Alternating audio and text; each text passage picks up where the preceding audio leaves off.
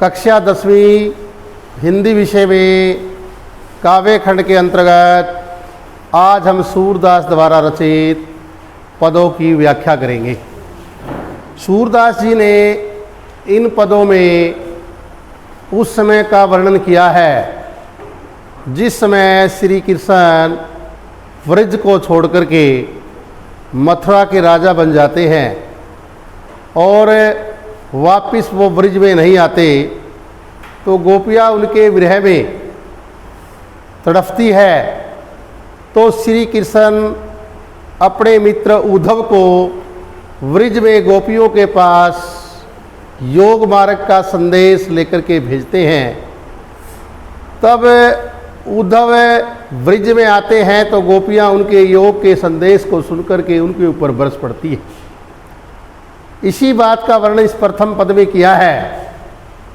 गोपियाँ कह रही है उद्धो, हे उद्धव तुम हो अति बड़भागी। उद्धो का मतलब हे उद्धव तुम हो अति मैंने बहुत, बड़भागी मैंने सौभाग्यशाली, यानी कि बड़े भाग वाला का कहते हैं सौभाग्यशाली, यानी बड़े भाग वाले, भाग्य वाले। कहता है कि हे उद्धव तुम तो बहुत ही भाग्यशाली हो, सौभाग्यशाली हो या भाग्यशाली हो। यहाँ पर गोपियाँ उद्धव पर व्यंग्य करती है कि तुम तो बड़े ही भाग्यशाली हो, अर्थात वास्तव में ये कहना चाहती है कि आप भाग्यशाली नहीं हो। अपरस रहत सन्हे तगाते नाहिन मन अनुरागी। अपरस का मतलब होता है अलिप्त, अलिप्त, अछूता जिसको कहते हैं, यानी कि दूर। हम दूर कह सकते हैं, हम दूर कह सकते हैं उसको। दूर रहत मैंने रहते हो, स्नेह मैंने प्रेम, तगा मैंने धागा, नाहिन मैंने नहीं है, मन मैंने मन में, अनुरागी मैंने प्रेम। कहते हैं उद्धव तुम तो बड़े भाग्यशाली हो, तुम प्रेम के धागे से दूर ही रहते हो और ना ही तुम्हारे मन में अनुरागी मैंने प्रेम, यानी किसके प्रति? श्री कृष्ण के प्रति।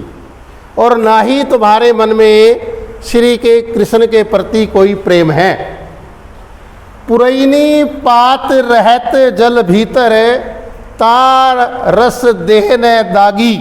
इसमें गोपियाँ कमल के पत्ते का उदाहरण देते हुए उद्धव पर व्यंग्य करती है। पुरैनी मैंने कमल का, पात मैंने पत्ता, रहत मैंने रहता है, जल मैंने पानी में, भीतर मैंने अंदर।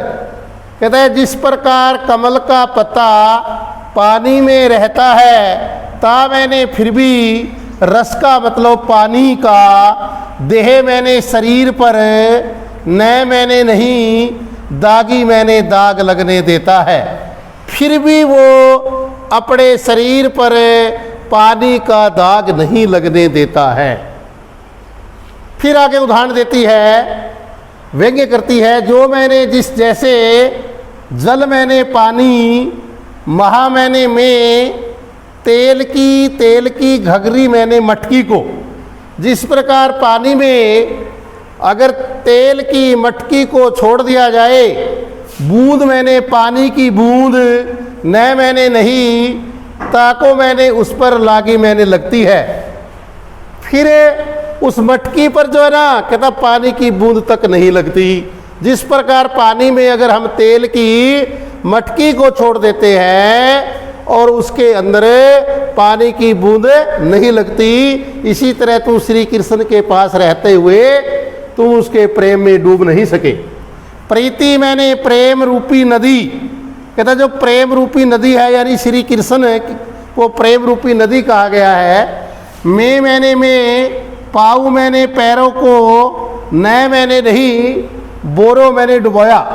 तुमने प्रेम रूपी नदी में पानी, प्रेम रूपी नदी में अपना पाँव को नहीं डुबोया। दृष्टि और तेरी जो दृष्टि है, न मैंने नहीं रूप मैंने सुंदर रूप के ऊपर, प्रागी मैंने मोहित। और तेरी जो आंखें हैं, तेरी जो दृष्टि है वो सुंदर रूप के ऊपर मोहित नहीं होती है। सूरदास अबलाहब बोरी गुर चाटी जो पागी। सूरदास जी कह रहे हैं गोपियों के माध्यम से, गोपियाँ कह रही है कि हम तो अबला है, हम तो कमज़ोर हैं, भोरी मैंने भोली भाली है। सूरदास जी कह रहे, गोपियाँ कह रही है उद्धव को कि हे उद्धव हम तो कमज़ोर हैं और भोली भाली हैं, हमें गुड़ मैंने गुड़ के ऊपर, चाटी मैंने चींटियाँ, जैव मैंने जैसे पागी मैंने लिपट जाती है। जिस प्रकार गुड़ के ऊपर चींटियाँ लिपट जाती है और उसको नहीं छोड़ती, इसी तरह हम जो है कमज़ोर और भोली भाली श्री कृष्ण के प्रेम में पड़ गई है, हम उसको अब छोड़ नहीं सकती।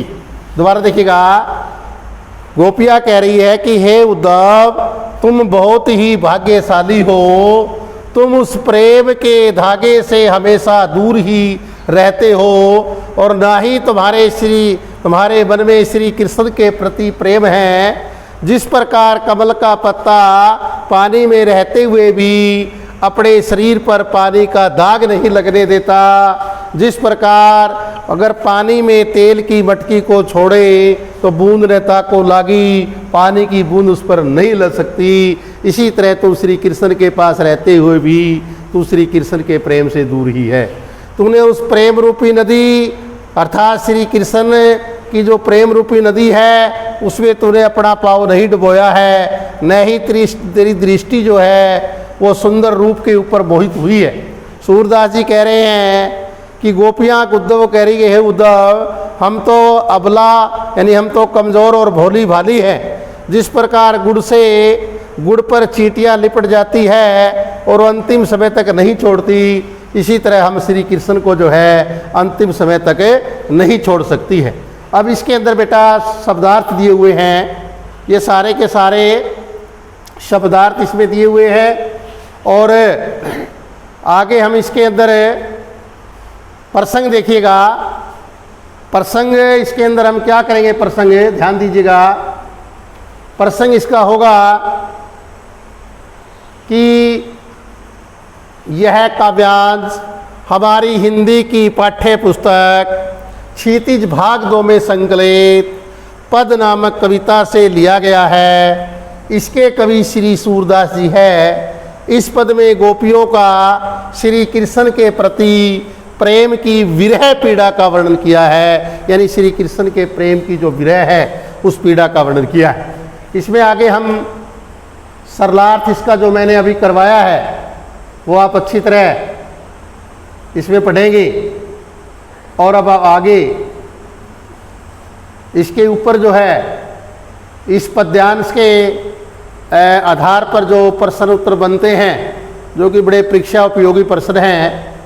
ये देखिएगा, पहला प्रश्न है कि उपर्युक्त काव्यांश के रचयिता कौन है। हमने पहले ही बताया है कि इसके रचयिता जो है सूरदास जी है। उपर्युक्त काव्यांश का प्रसंग लिखिए। प्रसंग हम पहले ही बताए जा चुके हैं, उसके अंदर कि यह काव्यांश हमारी हिंदी के पाठ्यक्रम की पुस्तक क्षितिज भाग 2 में संकलित सूरदास द्वारा रचित पदों से लिया गया है। इसके कवि इसमें जो है गोपियों का श्री कृष्ण के प्रति प्रेम विरह का वर्णन हुआ है। फिर अगला है पुरैनी पात का अर्थ बताइए, जैसा कि पुरैनी पात कमल का पत्ता। आगे गोपियों ने स्वयं को भोली भाली क्यों कहा है। गोपियों ने स्वयं को इसलिए भोली भाली कहा है कि वे बिना सोचे समझे कृष्ण के प्रेम में जो है मगन हो गई है। फिर आगे प्रश्न बनता है गुर चाटी जो पागी कहकर कवि क्या कहना चाहता है।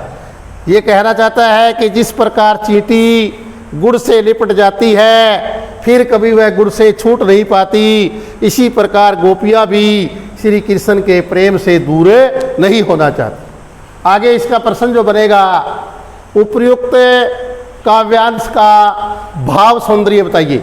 भाव सौंदर्य जैसा कि आपको पता ही है कि इसमें कवि ने गोपियों का श्री कृष्ण के प्रति एकनिष्ठ सच्चा व गहरा प्रेम व्यक्त किया है। दूसरा प्रश्न बनेगा इसमें कि प्रस्तुत काव्यांश की भाषागत वैशिष्ट्य बताइए। भाषागत वैशिष्ट्य का अर्थ है कि भाषा की क्या विशेषता है। इसमें व्रज भाषा का प्रयोग हुआ है जिसमें तत्सव व तद्भव शब्द मिले हुए हैं।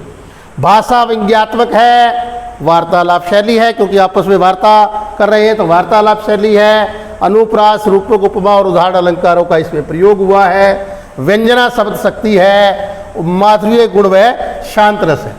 अगला प्रश्न जो इसमें बन रहा है, इसमें कह रहा है कि प्रस्तुत काव्यांश का काव्य सौंदर्य व शिल्प सौंदर्य बताइए। काव्य सौंदर्य के अंदर क्या आएगा, इसका भाव आएगा, फिर भाषा आएगी, फिर इसी तरह अलंकार। इसमें गोपियों का श्री कृष्ण के प्रति एक निष्ठ सच्चा व गहरा प्रेम व्यक्त हुआ है। व्रज भाषा का प्रयोग हुआ है जिसमें तत्सव व तद्भव शब्द मिले हुए।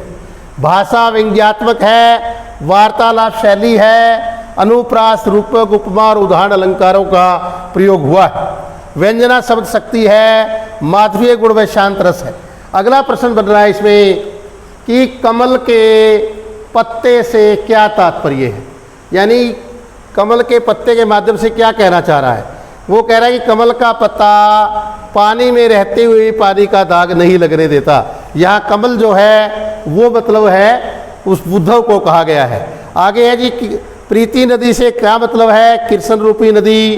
गोपियों ने उद्धव की दृष्टि पर क्या आरोप लगाए हैं कि श्री कृष्ण के सुंदर रूप पर उद्धव की आंखें मोहित नहीं हुई है।